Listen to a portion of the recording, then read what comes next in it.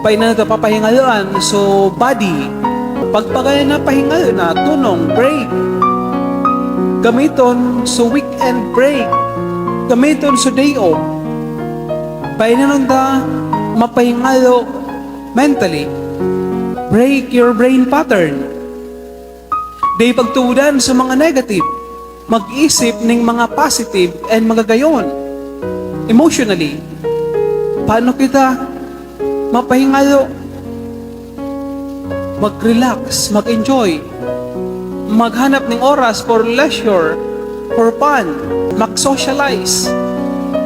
Magpunta sa mga magagayon na lugar. Paano kita mapahingalo spiritually? Maghagad kang tawad. Magkumpisal.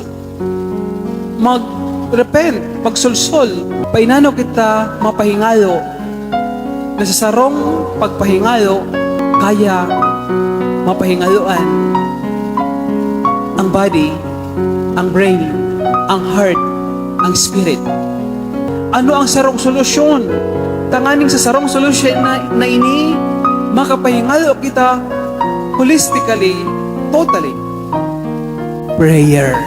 Magpamibi. Sa pagpamibi, napapahingaluan kita physically, mentally, emotionally, spiritually.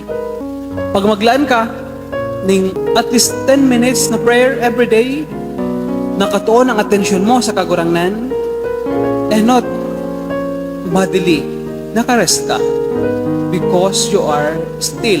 Mentally, nakapokus ka sa kagurangnan, kaya mabibreak yung pattern na gaikot-ikot sa isip mo na puro negatibo. So mga negative emotions napapalitan ng positive emotion of love, because asa presensya ka ni God who is love Himself, and you are focused on God's love in prayer. So nawawala sa negative emotions, napapalitan, napupuno ka ng pagkamuot ng Diyos. Parang sa kabos, spiritually, nakabalik ka sa presensya ng Diyos, gahagad ka ng tawad, nababalikan mo ang sa iyang mercy and forgiveness, makakarest spiritually.